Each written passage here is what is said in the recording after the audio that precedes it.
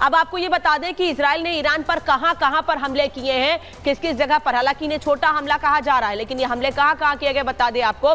Israel ने Iran में दामिश्क, Tehran, कोम, शिराज और करज ये जगह हैं जहां पर हमले किए हैं। लेकिन ये बताया जा रहा है कि ये एयर डिफेंस ताकत को जांचने के लिए, यानी ईरान की एयर डिफेंस ताकत कितनी है, कितना मजबूत है ईरान, इजराइल, क्योंकि लगातार ये कहा जाता है कि इजराइल का एयर डिफेंस सिस्टम सबसे ज्यादा मजबूत है। यही वजह है कि जब भी उस पर मिसाइल अटैक होते हैं या दूसरे अटैक होते हैं तो उसका एयरडोम हवा में ही तमाम मिसाइलों को मार गिराता है। और यही जांचने के लिए इजराइल ने ईरान पर इन जगहों पर हमले किए कि आखिर ईरान ने अपना एयर डिफेंस सिस्टम कितना मजबूत कर रखा है, मजबूत है या नहीं है। लेकिन इजराइल यह भांपने में कामयाब रहा है कि आने वाले समय में अगर इजराइल ईरान पर हमले करता है और बड़े हमले करता है तो ईरान उनका जवाब तो देने के लिए सक्षम है, जवाब देने के लिए सक्षम जरूर है, लेकिन उन हमलों को रोकने में उतना कामयाब नहीं हो सकता है। बता दें आपको कि इजराइल ने 1 अक्टूबर को हुए हमले के 25 दिन बाद अब ईरान को करारा जवाब दिया है। इजराइल के 1-2 दिन नहीं बल्कि 100 लड़ाकू विमानों ने ईरान में घुसकर तबाही मचा दी है। इजराइल ने ईरान पर यह हमला कैसे किया है ये आपको इस रिपोर्ट में दिखाते हैं।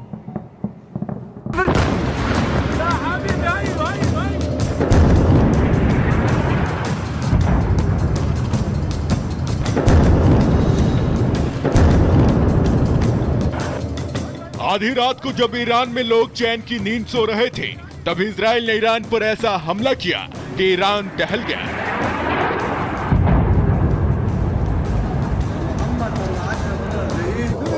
इजराइल के लड़ाकू विमान जहां जहां से गुजरे उन इलाकों को धुआं धुआं कर दिया।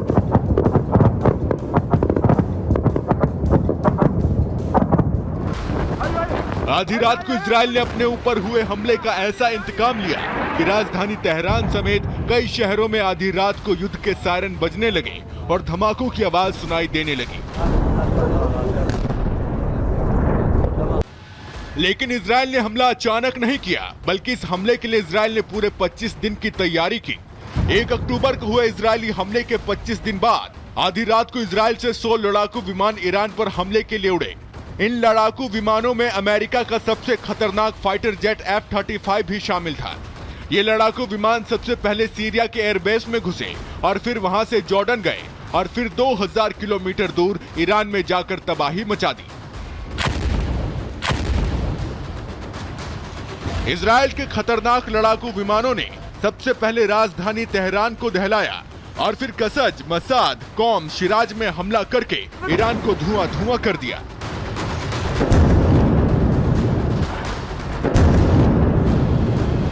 इजराइल का यह हमला इतना भयंकर था कि ईरान को जवाबी कार्रवाई का मौका तक नहीं मिला। ईरान कुछ कर पाता उससे पहले ही इजराइल के खतरनाक लड़ाकू विमान हमला करके वापस लौट आए। हमले के बीच इजराइल के रक्षा मुख्यालय से ऐसी तस्वीर सामने आई है जिसे देखकर दुनिया दंग है। दरअसल जब इजराइल की सेना ईरान में घुसकर तबाही मचा रही थी तब तेल अवीव में स्थित रक्षा मुख्यालय में खुद इजराइल के प्रधानमंत्री बेंजामिन नेतन्याहू मौजूद थे, जो रक्षा मंत्री योव गैलेंट के साथ खुद इस हमले की मॉनिटरिंग कर रहे थे। वहीं इस हमले के बाद इजराइल ने एक बयान भी जारी किया और इजराइल ने ईरान को साफ साफ शब्दों में बता दिया कि 1 अक्टूबर को तुम्हारा दिन था और अब हमारा दौर है। इस हमले के बाद इजराइल डिफेंस फोर्स के प्रवक्ता रियर एडमिरल डैनियल हगारी ने कहा है कि हमें ईरान पर जवाबी हमला करने का हक है। इजराइल के खिलाफ ईरान के हमलों के जवाब में आईडीएफ अब ईरान के ठिकानों पर सटीक हमला कर रही है और दुनिया के हर एक संप्रभु देश की तरह ही इजराइल को भी जवाब देने का अधिकार है। अब हमारे लोगों की रक्षा के लिए जो कुछ भी आवश्यक होगा वो करेंगे।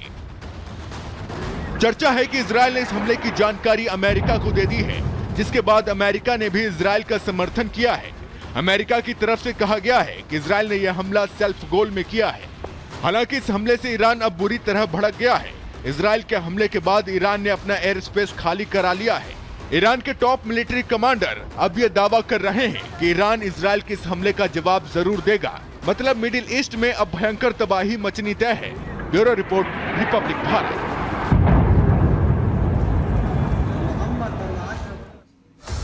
तो देखिए, बारूदी मंजर और युद्ध भयंकर, आखिर किस तरीके से मिडिल ईस्ट में महासंग्राम छिड़ा हुआ है ये हम लगातार दिखा रहे हैं। एक तस्वीर, एक अपडेट दिखा रहे हैं। अब आपको दिखा देते हैं कि कैसे दरअसल ये हमला हुआ है। इजराइल और ईरान के बीच दूरी कितनी है ये सबसे पहले आपको बता रहे हैं। 2000 किलोमीटर की दूरी इसके बीच है और यहाँ पर देखिए किस तरीके से ताबड़तोड़ यहाँ पर बम बरसाए गए। ये तस्वीर हम लगातार दिखा रहे हैं। 100 से ज्यादा विमानों को इसमें शामिल किया गया है। लड़ाकू विमान ये बताए जा रहे हैं जिन्हें शामिल किया गया इस ऑपरेशन को लेकर के। और खुद नेतन्याहू की नजर बनी हुई थी।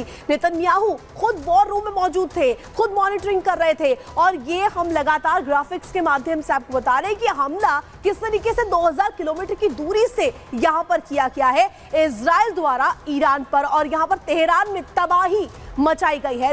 19 ठिकाने, सैन्य ठिकाने ये बताए जा रहे हैं जहां पर यहां पर हमला किया गया और अटैक किया गया। जनरल सिन्हा, इसी ग्राफिक्स पर आपसे सवाल लेंगे क्योंकि 2000 किलोमीटर की दूरी है, 100 से ज्यादा विमान, लड़ाकू विमान हमले करते हैं। मतलब घर में घुसकर इजराइल के विमान ईरान पर हमले करके वापस आ जाते हैं।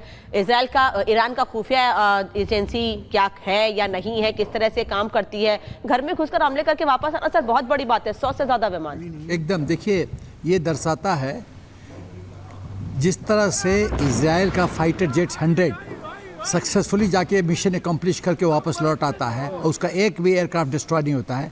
ये कई इंपॉर्टेंट चीज़ों को दर्शाता है। पहला चीज़ कि ईरान का एयर डिफेंस सिस्टम बहुत इफेक्टिव नहीं है, बहुत पावरफुल नहीं है। दूसरा चीज़, ईरान का एयरफोर्स इतना कैपेबल नहीं है कि एयर स्पेस में इजराइल के फाइटर जेट्स को चैलेंज करे और उसको डिस्ट्रॉय करे। तीसरा चीज़, उसका जो मिसाइल सिस्टम है वो इनइफेक्टिव है। चौथा चीज़ कि वो उसकी जो कंटीजेंसी प्लानिंग है, आप जब 1 अक्टूबर को इजराइल पे अटैक करते हो तो आपको ये मान के चलना होगा कि इजराइल काउंटर अटैक करेगा। 25 दिन के बाद काउंटर अटैक कर रहा है, आप उसके लिए तैयार भी नहीं हो। और आपको पता है कि 2000 किलोमीटर है तो एयर स्पेस से ही अटैक आएगा, ग्राउंड से तो आ नहीं सकता है क्योंकि आपका बॉर्डर तो मिलता नहीं है। उसके बावजूद आपके पास जो आपका रडार सिस्टम है, आपका अर्ली वार्निंग सिस्टम है, आपका ये सब डिफंक्ट है। फिर आप कैसे इजराइल ऐसे पावरफुल देश से लड़ोगे?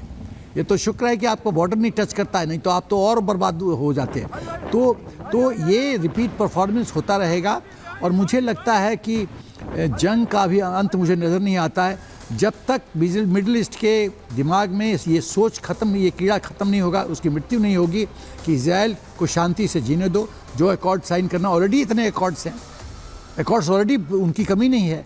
शांति से जीने दो और खुद भी शांति से जियो और विश्व के लिए शुभ सोचो। इस तरह से यदि इनकी ये सोच रहेगी कि हम इजराइल को ख़त्म कर देंगे, पूरी तरह से बर्बाद कर देंगे, उसका निशान मिटा देंगे, नामो निशान मिटा देंगे, ये पॉसिबल नहीं है। आपने बहुत बार कोशिश किया, आप कुछ नहीं कर पाए और आपको इतनी क्षमता नहीं है कि आप इजराइल के 100 फाइटर जेट्स को आप बर्बाद कर सको। फिर आप कैसे इतना आप इजराइल को पूरी तरह से ख़त्म कर सकते हो? और उसकी इतनी हाई टेक्नोलॉजी, ये इजराइल एक ऐसा देश है, आप सोचिए, पेजर इस्तेमाल किया और हिजबुल्लाह के चीफ को बंकर्स में, कितने लेयर्स बंकर्स में नीचे था, सीक्रेट मीटिंग हो रहा था। बिल्कुल बिल्कुल सिन्हा सर, आपने ठीक कहा। और यहाँ पर ये अभी जो स्थिति है ये अभी ठीक होती हुई नजर नहीं आ रही है। अब रिटेलिएट किस तरीके से ईरान करता है ये भी देखने वाली बात होगी। और अब आपको ग्राफिक्स के माध्यम से दिखा देते हैं कि क्या कुछ उसमें अहम रहा है। सीधे चलते हैं अनामिका के पास।